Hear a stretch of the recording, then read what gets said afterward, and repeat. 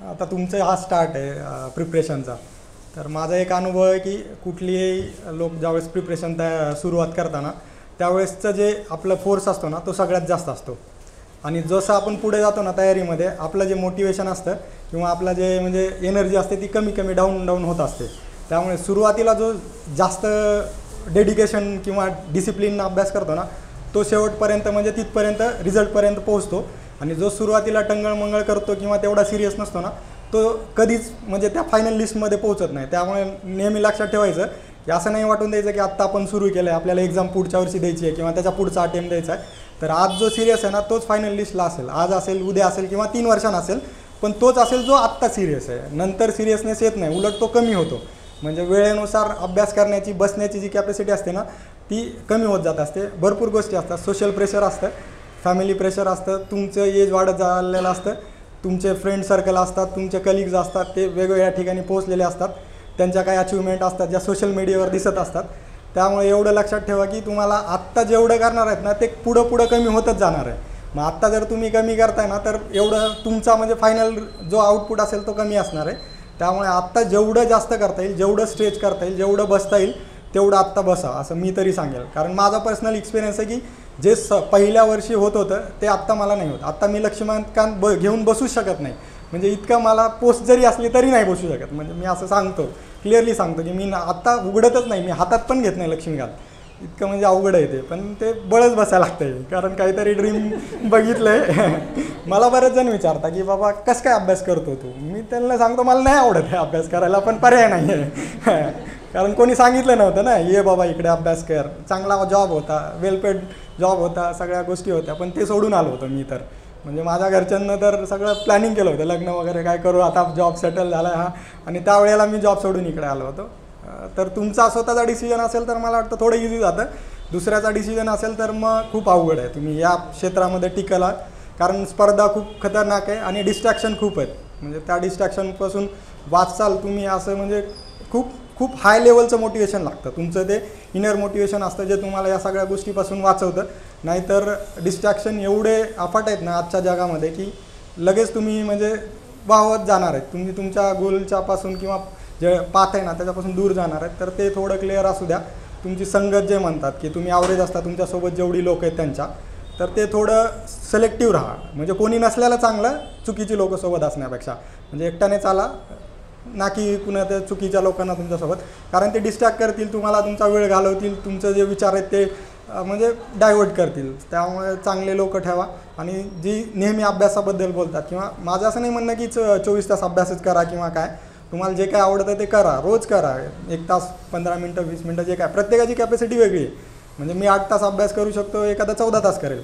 मी 8 तास माझं लिमिट जर असेल ना, मी 9 तास बसलो तरी वरचा 1 तास आहे तो वेस्ट आहे असं मला तरी वाटतं. त्यामुळे आपापलं कॅपॅसिटी समजून घ्या, कंपॅरिझन करू नका, फक्त लोकांकडनं शिका की कोण काय करतं. हे म्हणजे आपल्या रुटीनमध्ये कसं ते आणता येईल. ते कोणी जर काही चांगल्या गोष्टी इम्प्लिमेंट करते तर त्या नक्कीच आत्मसात करण्याचा प्रयत्न करा. पण ॲज इट इज कोणाला फॉलो नका करू, कारण प्रत्येकाचं नेचर वेगळं असतं. कोणाला सकाळी अभ्यास होतो, कोणाला संध्याकाळी होतो, तर कोणाला दुपारी होतो. त्यामुळे ते आपल्याला माहीत असतं की आपल्याला कधी ते कम्फर्टेबल आहेत आपण. कारण मला चहाच्या वेळेला नाही अभ्यासात माझा मूड असतो, मला बाहेर फिरत जायचं असतं चहाला. मग तिकडे 15-20 मिनटं थोडं जरा बाहेरचं पाहिलं की थोडं बरं वाटतं, नाही तर काय. त्यामुळे तुमचा टाईम बघा किंवा तुम्हाला कधी अभ्यास होतो आहे वगैरे, त्यानुसार स्वतःचं काय जे असेल ते म्हणजे पर्सनॅलिटी ओळखा आणि प्लॅनिंग करा. Long term short term planning असते. म्हणजे आपल्याला पूर्ण किती करायचं हे पण माहीत असलं पाहिजे आणि एका वीकचं पण प्लॅनिंग असलं पाहिजे. प्लॅनिंग म्हणजे असं ते म्हणजे रिअलिस्टिक प्लॅनिंग असलं पाहिजे. म्हणजे मला हा इंटरव्ह्यूमध्ये प्रश्न आत्ता यावेळेस विचारला होता सरांनी की बाबा एवढे गव्हर्नमेंटचे प्रोजेक्ट्स आहेत ते वेळेवर का कंप्लीट होत नाहीत. त्याची मग वेगवेगळी कारणं मी सांगितली होती. त्यावेळेस मग सरांनीच असं म्हटलं होतं की बाबा तुम्हाला काय वाटतं टाईमलाईन रिअलिस्टिक असते का. म्हटलं सर बऱ्याच वेळेस असं होतं की पॉलिटिकल लोक काय करतात, एखादी कमिटमेंट देऊन टाकतात, एखाद्या गोष्ट आम्ही एवढ्या वेळेत कंप्लीट करू, पण ते रिसोर्सेस तसे नसतात की ते शक्यच नसतं. त्यामुळे कुठलीही प्लॅनिंग करताना ती रिअलिस्टिक असली पाहिजे, ते महत्त्वाचं आहे. नाहीतर फक्त लिहिलं पेपरवर आणि ते होतच नाही आणि सगळं म्हणजे विस्कळीत होत चाललं आहे. परत प्लॅनिंग करावं लागतं. त्यामुळे आपल्याला जेवढं झेपतं आहे तेवढंच प्लॅनिंग करा आणि ते कंप्लीट करत जा. म्हणजे ज्यावेळेस संध्याकाळी मी 10 किंवा 10:30 वाजता घरी जायचो आणि ते कंप्लीट झालेलं असायचं ना, ते वेगळंच समाधान असायचं. म्हणजे घरी जाताना तर खतरनाक. तुम्ही कधी प्रयत्न करा, तुमचं प्लॅनिंग करा आणि ते कंप्लीट करा. तुम्हाला घरी जाताना खरंच एकदम मनातून समाधान आलेलं असेल. आणि मला वाटतं सगळेच ते अनुभवतात की बाबा आपण ज्यावेळेस ठरवलेलं करतो ना त्यावेळेस भारी वाटतं, आणि ज्यावेळेस करत नाही ना त्यावेळेस गिल्ट असतो. आणि एकदा गिल्ट आला ना तो मग सतत गिल्ट राहतो, आणि त्या गिल्टमध्येच आपण हे करतो की मग आपल्याला वाटतं, आपण डाऊट घेतो स्वतःवर की आपल्याच्यानं काहीच होत नाही बाबा, होईल का नाही, बाहेरचं लोक करताय. मग ते त्यामुळे थोडं प्लॅनिंग केलं तर ते फॉलो करा आणि त्यानुसार सगळ्या गोष्टी करा. बाकी तर तुम्हाला गायडन्स आहेच. गायडन्स खूप महत्त्वाचं आहे. मी पहिला ज्यावेळेस अटेम्प्ट दिला होता, क्लास केला नव्हता किंवा काही नव्हतं, कोणी गाईड करायला नव्हतं. ज्या गोष्टी म्हणजे काय असतं इनपुट आउटपुट रेशो हे पण माहीत नव्हतं. म्हणजे ज्या विषयाला लोक हातच लावत नाहीत तो मी 1.5 महिना घेऊन बसलो होतो मेन्सला आणि त्याच्यात आले पण नाही मला मार्क्स, एकदम वर्स्ट होते. त्याच्यानंतर मी कधी अभ्यास न करता मेन्स दिला, त्याच्यात जास्त मार्क्स आले मला हिस्ट्रीसारख्या विषयामध्ये. पण गायडन्स जर असेल, तुम्हाला राईट ट्रॅकवर तुम्ही राहता, काय करायचं काय नाही करायचं ते त्यांच्याकडनं तुम्हाला कळतं. आणि कसं असतं, असं म्हणतं की आपल्या अनुभवातून आपण शिकत असतो, पण ज्याला खूप दूर जायचं असतं ना तो दुसऱ्याच्या अनुभवातून शिकत असतो. तर तो फायदा असतो गायडन्सचा की सर आहेत, त्यांनी खूप लोकांना पाहिलेलं आहे, त्यांच्या चुका पाहिलेल्या आहेत. त्यामुळे सर तुम्हाला सांगू शकतात की ह्या गोष्टी चुकू शकतात, तर तुम्ही त्या चुका न करता शिकू शकतात. मला 5 अटेम्प्ट लागले पोस्ट काढायला राज्यसेवेतून, कारण मला गायडन्स करायला सुरुवातीला कोणी नव्हतं. मला ते माझ्या चुका करायला लागल्या आणि मग मी शिकत गेलो की अरे आपलं हे कुठंतरी चुकतं, हे कुठंतरी चुकतं आहे. कारण ते आपल्याला समजत असतं की अरे आपलं नाही चुकलेलं आहे बरं का. आणि मधून सगळ्यांना माहीत असतं की मी अभ्यास करत नाही, माझं काही होणार नाही. जो करत असतो त्याला नक्की माहीत असतं की अरे आपण करतो आहे, कुठेतरी इम्प्रूव्हमेंट आहे. म्हणजे ते लक्षात घ्या. आणि जर तुम्हाला मधून वाटत असेल ना आपल्याच्यानं होत नाही, तर मला असं वाटतं की उगाच बळजबरी करू नका, वेळ घालू नका. खूप प्रिशियस टाईम आहे, खूप आपलं आयुष्य एकदाच आहे. आणि हे जे एज आहे ना ते म्हणजे उमेदीचे एज आहे, काही पण करू शकतो आपण. आणि स्पर्धा परीक्षा म्हणजेच आयुष्य नाही आहे. त्यामुळे एवढं लक्षात घ्या की आपल्याला जर हे आवडत नसेल तर वेळ नका घालू. बाकी भरपूर ऑप्शन आहेत, त्या ऑप्शनकडे म्हणजे तुम्ही जाऊ शकतात. आणि कोणाचंही गायडन्स घ्या. मला वाटतं सरसुद्धा जर तुम्ही कन्सल्ट केलं तर सर सांगतील की बाबा नाही, तुला जर नको वाटते तर करू नको, दुसऱ्या कुठल्याशा एखादा ऑप्शन तू चूज कर. तर या गोष्टी आधी ॲनालाइज करा आणि मग करा. आणि स्वतः जर आलात तर मग ते होऊनच जाईल. आणि सातत्य, डिसिप्लिन जे म्हणतो, डेडिकेशन पाहिजे, ते या सगळ्या गोष्टी आहेत. रोज मी ज्यावेळेस कोणी मला विचारतं की यार अभ्यास कसा करायचा, म्हणजे रोज 2 तास का होईना अभ्यास करायचा. जर गॅप घ्यायचा ना तरी 2 तास करा. म्हणजे असं नको व्हायला की यार आपण एकदम कट ऑफ झालं अभ्यासापासून, 4 दिवस आपण अभ्यासच नाही केला, असं करू नका. आणि जेवढं गॅप पडता ना की परत आपल्याला रिस्टार्ट करायला लागतं, ते झालं नाही पाहिजे. ते मोमेंटम कंटिन्युअस राहायला पाहिजे. म्हणून जेवढे गॅप नाहीत पडणार तेवढा महत्त्वाचं आहे. आणि अभ्यासाच्या रिलेटेड या गोष्टी, किंवा आता तर तुम्हाला म्हणजे लेक्चर्स वगैरे आहेत, ऑनलाईन आहेत, शॉर्ट नोट्स आहेत, या गोष्टी तुम्ही सोबत ठेवून कुठेही जरी गेलात तरी त्या करू शकतात. तर सातत्य वगैरे ठेवा, त्याचा नक्कीच फायदा होईल. बाकी काही असेल तर कधी सर आहेत, बाकीच्या गोष्टी आहेत त्यांना विचारा. आणि विचारायला लाजू नका. आता मी माझे जवळची मित्र बघितली, त्यांच्या भरपूर गोष्टी चुकत आहेत. मला म्हणजे असं वाटतं की त्यांनी विचारलं पाहिजे, कारण स्वतःहून तर आपण नाही सांगू शकत ना. आपल्याला कळतं की काहीतरी चुकतं आहे, पण ते विचारत नाहीत. एक न्यूनगंड असतो, मी पण असतो, किंवा कोणाला लाज वाटते, पण ते करू नका. आपलं जर चुकत असेल, आपल्याला काही कळत नसेल तर ते नक्कीच कोणाला तरी विचारा. कारण विचारल्याशिवाय आपल्या चुका आपल्याला कळत नाही. ते आपल्याला सांगायला कोणीतरी असलंच पाहिजे. म्हणजे सचिन तेंडुलकर ग्रेट बॅट्समन जरी असला तरी त्यांनासुद्धा कोचची गरज लागते. का त्यांना काही क्रिकेट खेळता येत नाही असं नाही. आपण जे बाहेरून बघणारा माणूस असतो ना, त्यांचा जो व्ह्यू असतो ना, तो सचिन तेंडुलकर स्वतःबद्दल कधीच घेऊ शकत नाही. त्यामुळे एक गाईड असला पाहिजे, त्यांचं गायडन्स नेहमी घेत राहा. बाकी तर अभ्यास तर करायचाच आहे, तुमच्यासाठी कोणी काही करणार नाही. बऱ्याचदा आपल्याला असं वाटतं कोणतरी येईल आणि फॉर्म्युला सांगेल किंवा कुठला तरी क्लास लावला तर आपण होऊन जाऊ, असं काही नाही आहे. तुम्हालाच अभ्यास करायचा आहे. आणि कॉम्पिटिशन खतरनाक आहे आणि दिवसेंदिवस ती वाढतच चालली आहे. कधीच असं नाही होणार. म्हणजे 500ची ॲड 2000ची जरी झाली ना, कॉम्पिटिशन वाढलेलीच असेल, 4 पट वाढलेली असेल. ती कॉम्पिटिशन कधीच कमी नाही होत. म्हणजे आत्ताचा अनुभव आहे की जागा वाढल्या की कॉम्पिटिशन वाढते. त्यामुळे त्या भरोशात तर राहू नका की सगळी जनता कमी होईल, एक खूप साऱ्या ॲड येतील आणि आमचं ऑटोमॅटिक होऊन जाईल, असं काही होणार नाही. कॉम्पिटिशन वाढत जाणार आहे. त्यामुळे तुम्हाला पण त्या कॉम्पिटिशनला मॅच करावं लागणार आहे. काल जे करत होता तेच आज कराल तर पोस्ट नाही मिळणार आहे. तेवढं ॲडव्हान्स व्हावं लागेल, तेवढं जास्तीचं मेहनत घ्यावं लागेल आणि एफर्ट घ्यावं लागतील. जो माणूस 2 तासात करतो, कदाचित तुम्हाला 4 तास लागतील ते करायला. तर तेवढं डेडिकेशन द्यायला म्हणजे तुम्ही हे राहा, तयार राहा, किंवा तेवढं तुमच्या साईडनं द्या. नाहीतर असं नका म्हणू की यार तो 2 तासात करून होते तर मग आपणही होऊ, असं नाही होणार आहे. तुम्हाला 2-4 तास, बऱ्याचदा एखाद्याला एका रिडिंगमध्ये सगळ्या गोष्टी लक्षात राहतात. काहींना नाही राहत. म्हणजे मला तर पाठांतर होत नव्हतं.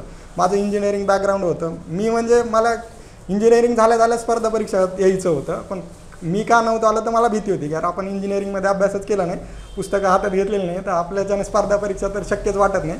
मग नाही झालं तिकडे तर काय करायचं, म्हणून मी जॉबला गेलो. आणि ज्यावेळेस जॉबला गेलो त्यावेळेस म्हणजे असे प्रोजेक्ट कंप्लीट केले होते जे इम्पॉसिबल वाटत होते. मग असं वाटलं की अरे नाही, केल्यानंतर काही पण होतं. सुरुवातीला एखादी टास्क खूप मोठी वाटते, पण ज्यावेळेस आपण ती स्टार्ट करतो ना, स्टेप बाय स्टेप कंप्लीट करत गेलो की मग ती कमी होत जाते. जे धोनीचा फॉर्म्युला आहे ना, किंवा विराट कोहलीचा फॉर्म्युला की टार्गेट 300च आहे ना, 300चा विचार नाही करायचा. प्रत्येक ओव्हरला, प्रत्येक बॉलला आपल्याला किती काढायच्यात त्याचा विचार करायचा. एक ओव्हर गेलं की शेवटपर्यंत, म्हणजे क्रिकेटमध्ये असं म्हणतात की शेवटपर्यंत घेऊन जायचा मॅच, त्यामुळे टार्गेट छोटं होऊन जातं. तर तसं करत जायचं. खूप मोठा सिलेबस बघून घाबरायची गरज नाही. तुम्ही कंप्लीट करत गेलात ना, ते आपोआप तुम्हाला छोटा वाटेल. त्यामुळे प्लॅनिंग करा, सगळ्या गोष्टी करा, रिव्हिजन करा जेवढं होईल. आणि टेस्ट सिरीज म्हणजे माझ्यासाठी तर मी सांगतो की मी अभ्यास नाही केला तरी चालेल, पण माझ्या रूमवर जर तुम्ही आलात ना, पुस्तकापेक्षा माझ्याकडे टेस्ट सिरीजचे असे गठ्ठेचे गठ्ठे पडलेले तुम्हाला सापडते. म्हणजे मला आवडतं पेपर वगैरे सोडायला. आणि ते तुम्ही टेस्ट सिरीज जेवढा कराल ना, एकाने टेस्ट सिरीज केली आणि दुसऱ्यांना नाही केली ना, 5 ते 10 मार्काचा फरक मी तर सांगू शकतो, लिहून देतो की त्याचा तेवढा जास्त असेल. कारण टेस्ट सिरीजचा खूप फायदा असतो. अभ्यास नसेल तरी पेपर द्या. म्हणजे मी ज्यावेळेस पहिल्यांदा सुरुवात केली तर अभ्यास एक विषय पण माझा वाचून नव्हता झाला, आणि मी प्रिलिमची टेस्ट सिरीज लावली होती. 3 महिन्यावर प्रिलिम्स होती आणि मला सगळे सांगत होते आता तुझा पहिलाच अटेम्प्ट आहे, 3 महिन्यावर प्रिलिम्स आहे आणि तुझी तर काय होणार नाही. आणि ते एक प्रोजेक्टचा होता एक इगो की काय नाही होणार आहे, मी करणार आहे. मी सांगत नव्हतं की माझी होणार आहे, पण मला मधून वाटायचं की मी जर अभ्यास केला ना तर मी प्रिलिम्स काढेन. कारण सीसॅट त्यावेळेस मार्क्स ॲड व्हायचे, आणि सीसॅटचं मला वाटायचं की इंजिनिअरिंग बॅकग्राऊंड आपलं होऊ शकतं. आणि मी 3 महिन्याच्या अभ्यासावर ती प्रिलिम्स काढली होती. आणि माझेच मित्र 2014 प्रिपरेशन करत होते UPSCचं, त्यांची पण प्रिलिम्स 1-2 मार्कांनी गेली होती, कारण त्यांनी टेस्ट सिरीज केल्या नव्हत्या. तर टेस्ट सिरीजला खूप सिरियस घ्या, म्हणजे अभ्यासापेक्षा जास्त सिरियस घ्या मी तर म्हणेल. कारण त्याच्याशिवाय तुम्हाला कळणारच नाही. नेट प्रॅक्टिस जसं म्हणता ना क्रिकेटमध्ये, फक्त थेरॉटिकल नॉलेज नाही आहे. तुम्ही ते कसं अप्लाय करताय, काय तुम्हाला ते आठवतं आहे की नाही, हे तुम्हाला टेस्ट सिरीजमध्ये कळणार आहे. डायरेक्ट पेपरमध्ये जाऊन काहीच म्हणजे मिळत लागणार नाही. टाईम मॅनेजमेंट कळणार नाही आहे. तर या गोष्टी आहेत. त्यामुळे टेस्ट सिरीजला खूप सिरियस घ्या. आणि मार्क पडले, कमी पडले, काय पडले, काय आपल्याला कुणाला सांगायचं नाही आहे ना. उलट मी तर म्हणतो ना की तुम्हाला कमी पडले आणि तुम्ही आधीच सांगून द्या, कुणी आपल्याला चिडवणार आहे ना. म्हणजे गेम ऑफ थ्रोन्समधला एक आहे डायलॉग असा काहीतरी आहे की जी तुमची चूक आहे ना ती स्वतःवर अंगावर एखादं तलवार म्हणून तुम्ही घेऊन फिरत जा, किंवा लोक तुम्हाला त्याचा वापर तुम्हाला हर्ट करण्यासाठी करणार नाहीत. म्हणजे त्यांना बोलायच्या आधी सांगून द्या की मला कमी मार्क्स पडलेत. बऱ्याचदा लोक आपल्याला चिडवत असतात ना, हे तुम्हाला कमी पडलं आहे, ते कमी पडलं. तर आपणच सांगून दिलं ना, त्यांचा तो जो उद्देश असतो ना आपल्याला हर्ट करायचा, तोच हे होऊन जातो. त्यामुळे ते कोणी काही बोलत नाही. म्हणून टेस्ट सिरीज द्या. आपल्याला 0पासनं ते पुढच्या जे काय आपलं टार्गेट आहे तिथपर्यंत पोहोचायचं. त्यामुळे टेस्ट सिरीजमधल्या मार्क्सचा वगैरे ते हे नको करू. आपण इम्प्रूव्ह होतं की नाही हे कळण्यासाठी टेस्ट सिरीज खूप महत्त्वाच्यात. म्हणून टेस्ट सिरीज वगैरे द्या. बाकी तर तुमचा काही प्रश्न असतील तर विचारू शकता. बाकी तर या तयारीमध्ये म्हणजे माझं जर सांगायचं झालं तर इंटरव्ह्यूची तयारी ज्यावेळेस मी 21चा इंटरव्ह्यू दिला, 22चा दिला, आता 23चा दिला. 23मधून पोस्ट मिळाली. 21-22मध्ये काही पोस्ट मिळाली नव्हती. सरांकडेच मी सुरुवात केली, कारण काहीच कळत नव्हतं कुठून सुरुवात करायची वगैरे. मला आठवतं पहिल्यांदा मी सरांना भेटलो होतो माझी प्रोफाईल वगैरे घेऊन, आणि सरांनी डिटेल प्रत्येक म्हणजे अँगलने कुठले प्रश्न येऊ शकता काय याचं पूर्ण ते लिहून दिलं होतं. आणि माझ्याकडे आहे पण अजून ते म्हणजे 21चं पण किंवा सरांनी जे लिहून दिलं होतं म्हणजे सगळ्या इंटरव्ह्यूचं माझ्याकडे आहे, सरांनी काय ते दिलं होतं. तर त्यानुसार मी सुरुवात केली होती. आणि जिथं मी 0वर होतो तिथं म्हणजे खूप चांगली तयारी झाली होती. सर असतील किंवा मॅडम असतील किंवा स्पॉटलाईटची एकूणच टीम असेल, ऋषी सर असतील, म्हणजे ते नेहमी अवेलेबल असतात. तुम्ही कधीही कॉल करा. मला नाही वाटत की कुठल्या अकॅडमीवाले एवढं पर्सनली कोणाला म्हणजे अवेलेबल असतात किंवा ते कॉल बॅक करतात. म्हणजे लिटरली माझं ते एक ठिकाणी भांडण झालेलं आहे. त्यांना मी गेलो मॉकला आणि लाईन होती, त्यांना सांगितलं की 6 वाजता या. मी 3 वाजल्यापासून कॉल करते, ते कॉलच नव्हते रिसिव्ह करत. मग मी 4:30 वाजता गेलो. त्या मॅडम म्हणलं संपलं इंटरव्ह्यू. अरे मी म्हटलं असं कसं काय, तुम्ही 6ला सांगितलं आणि संपले असं? नाही म्हणे. आणि म्हटलं मी कॉल करतोय, तुम्ही नाही म्हणे मी दुसऱ्या कामात होते, इथं लोक नाहीत फोन उचलायला वगैरे असं. म्हणजे इथपर्यंत लोक म्हणजे वेगवेगळे अनुभव आहेत. आणि इथं तुम्हाला मार्क्स विचारले जात नाहीत. मला वाटतं की अशा काही लोक आहेत जे फक्त तुमचे मार्क्स विचारून सिलेक्टिव्ह लोकांचे इंटरव्ह्यू घेतात, असे पण आहेत. म्हणजे की फक्त त्यांना दाखवायचं की ही पोरं आमच्याकडे आहेत असं. तर इथं प्रत्येकजण इंटरव्ह्यू देतो म्हणजे सरांकडे. सर कधीच मार्क्स विचारत नाहीत कुठल्याच फेजमध्ये. प्रत्येकाला तेवढंच म्हणजे लक्ष देतात, प्रत्येकाला तेवढंच गाईड करतात.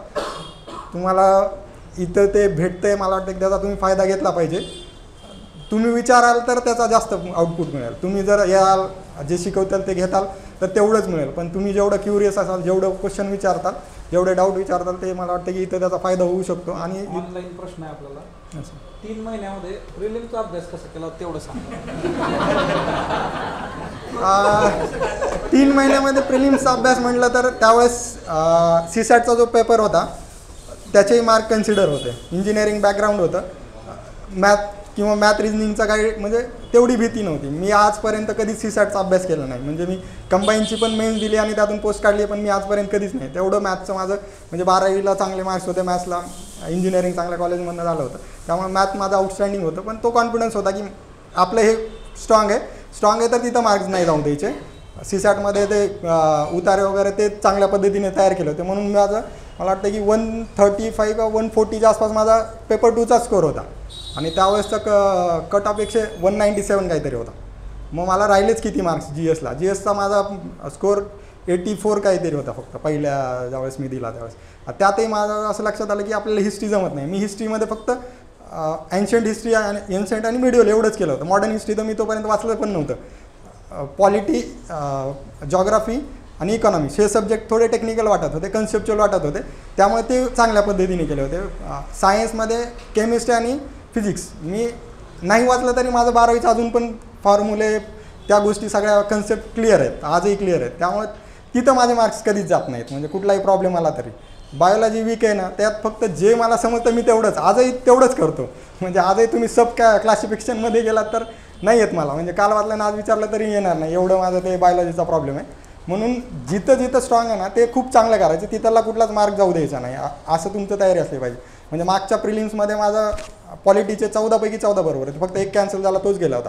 आणि इकॉनॉमिक्सचे पण 14 बरोबर होते, फक्त एक चुकला होता. म्हणजे जिथं स्ट्रॉंग आहेत ना तुम्ही, तिथं तुमचे मार्क्स गेले नाही पाहिजे. आणि जिथं तुम्हाला वाटतं की अरे करून पण नाही होत, मग तिथं थोडं म्हणजे कॅल्क्युलेटिव्ह खेळायचं. तिथं फक्त ज्या सोप्या गोष्टी आहेत त्या करायच्या, खूप डिटेलमध्ये नाही घुसायचं. त्यामुळे काय होतं, एकतर आउटपुट पण नाही येत आणि जिथं आपण स्ट्रॉंग आहे तिथले मार्क्स जाऊ शकतात. ते बघा की तुम्हाला कुठला सब्जेक्ट चांगला वाटतं आहे. म्हणजे आत्ता जी 23ची कंबाईन मेन्सची झाली, मी तर नव्हतो, जे तयारी करत होते मी त्यांना सांगितलं होतं की सायन्स तुम्ही करू नका. म्हणजे आता तो माझा व्ह्यू आहे, प्रत्येकाचा वेगवेगळा असू शकतो. मला असं वाटलं होतं की सायन्समध्ये खूप टॉपिक आहेत, खूप गोष्टी आहेत, याच्यात विचारायला खूप आहे, करून काय आउटपुट येणार नाही. मॅथ रिजनिंग चांगलं करा, 20 पैकी 17-18 मार्क घ्या, तुम्हाला पोस्ट असेल. आणि ज्यांना पोस्ट नाही मिळाली ना, 5-10 मार्क नाही, त्यांना मॅथ रिजनिंगमध्ये 2-3 मार्क आहेत माझ्या जवळच्या लोकांना. कारण त्यांना सायन्सच करत बसले आणि सायन्समध्ये तरी आउटपुट नाही आलं. कारण एवढं ते डायनामिक होतं ना सायन्सचा सिलेबस, आजही तेवढंच डायनामिक आहे त्या सायन्सचा सिलेबस. त्यामुळे ते तुम्हाला कळायला पाहिजे की आपण काय केलं पाहिजे आणि काय नाही केलं पाहिजे. मला पण हे सुरुवातीला थोडं मेन्सला टॅकल नव्हतं झालं. 1-2 मेन्स व्हायला लागला की बाबा नाही, आपण चुकीच्याच गोष्टी करतोय, जिथं मार्क्स आउटपुट येतं ते करत नाहीत आणि जे नाही त्याच्याच मागे लागतोय. तर ते थोडं केलं ना नक्कीच होतं. म्हणजे तेवढं कॉम्पिटिशन त्यावेळेस नव्हतं. मे बी 197 घेणं इझी होतं, आज अवघड आहे तुम्हाला. म्हणजे पहिल्या अटेम्प्टमध्ये 3 महिन्यात काढणं, कारण फक्त GS आहे आणि GSमध्ये करून पण आउटपुट येण्याचे चान्सेस खूप कमी आहेत. CSAT वगैरे असतात तर ठीक आहे, वेगळी गोष्ट. पण माझं निघलं म्हणून सगळ्यांचं निघेल असं काही नाही आहे. पण ठीक आहे, तुम्ही बिलीव्ह, हे सगळ्यात महत्त्वाचं होतं, अंडरलाईन इन्व्हर्टेड कॉमा. मला असं म्हणायचं की बिलीव्ह खूप महत्त्वाचं आहे. म्हणजे विराट कोहलीनं असं म्हणलं होतं की 1% चान्स. तुम्ही जर तो मॅच पाहिला असेल तर म्हणजे ज्याला क्रिकेट आवडतं त्याला कळत असेल की कोणीच म्हणणार नाही की हा मॅच इंडिया जिंकू शकतो. 1% असं तो म्हणला होता की 1% चान्स आहे तर चान्स तर आहे ना, आणि तो मॅच इंडिया जिंकलं होतं. तर तुम्ही नेहमी लक्षात ठेवा की जोपर्यंत तुम्हाला वाटत नाही ना मला पोस्ट मिळू शकते, तोपर्यंत कोणीच तुम्हाला पोस्ट देऊ शकत नाही. हे मी नेहमी सांगतो. म्हणजे तुम्हाला किती पण बाहेरच्यानं म्हणू द्या की तुम्हाला पोस्ट मिळते, आणि तुम्हाला जर आतून वाटत असेल ना की नाही यार खूप अवघड आहे, माझ्याच्यानं होणार नाही, ते कधीच तुम्ही त्या पोस्टपर्यंत पोहोचू नाही शकणार. पहिली तर सुरुवात ती तुमची बिलीफची आहे की ज्या दिवशी तुम्हाला वाटेल की मला ही पोस्ट मिळते किंवा मी ही परीक्षा पास होऊ शकतो, त्याच दिवशी तुमचा प्रवास सुरू झाला. नाही तर तोपर्यंत तुम्ही त्या बसला पण नाही आहे, तुम्ही स्टेशनवर आहेत, ती ट्रेनमध्ये पण चढला नाहीत. मी तर म्हणेल जोपर्यंत तुम्हाला वाटत नाही की आपण हे करू शकतो ना तोपर्यंत. आणि कुठल्याही क्षेत्रात जा, ती स्पर्धा परीक्षा नाही आहे, कुठलंही क्षेत्र जा, जोपर्यंत तुम्हाला वाटत नाही की मी ही गोष्ट करू शकतो किंवा करू शकते, तोपर्यंत तुम्ही त्या प्रवासाला सुरुवातच केली नाही. मी सांगू शकतो की म्हणजे सुरुवात बिलीफपासून होते, तरच तुम्ही सगळ्या गोष्टी मग तिथून पुढं मग आपलं डोकं चालायला लागतं की बाबा आपल्याला हे करायचं आहे ते करायचं. जोपर्यंत तुम्हाला वाटतं की होतच नाही तोपर्यंत तुम्ही म्हणता होणारच नाही, तर मग करून काय फायदा आहे ना, तो विषय. त्यामुळे बिलीफपासून सुरुवात होते. सुरुवात तर बिलीफ ठेवा की मी अशक्य करू शकतो तर ते होईल, नाहीच वाटलं तर नाहीच होणार आहे. मग काय 2 महिन्यातही एखादा करू शकते. एका वर्षात UPSCतून म्हणजे पोस्ट काढलेले आहेत, IAS झालेले आहेत, ज्यांनी पूर्ण एका वर्षाच्या अभ्यासातच पूर्ण पोस्ट काढली आहे. आणि खरी उदाहरणं आहेत तशी, असे काही नाही. बाकी तर थँक्यू स्पॉटलाईट अकॅडमी, संधी दिली, मला गायडन्स केलं आणि खूप मला तरी या जर्नीमध्ये खूप फायदा झाला आहे अकॅडमीचा. म्हणजे फक्त अभ्यासाच्या लेवल नाही तर पर्सनल लेवलवर पण ऋषी सरांसारखे मित्र भेटलेत जे नेहमी अवेलेबल असतात. म्हणजे ह्याला फक्त अभ्यासापुरतं नका बघू, आयुष्यामध्ये तुमच्या ज्या काही येणार आहेत समस्या त्याच्यासाठी पण तयारी तुमची इथं होणार आहे, तुमची पर्सनॅलिटी डेव्हलप होणार आहे, तुम्ही स्ट्रॉंग होणार आहे, तर त्या अँगलने बघू शकता तुम्ही.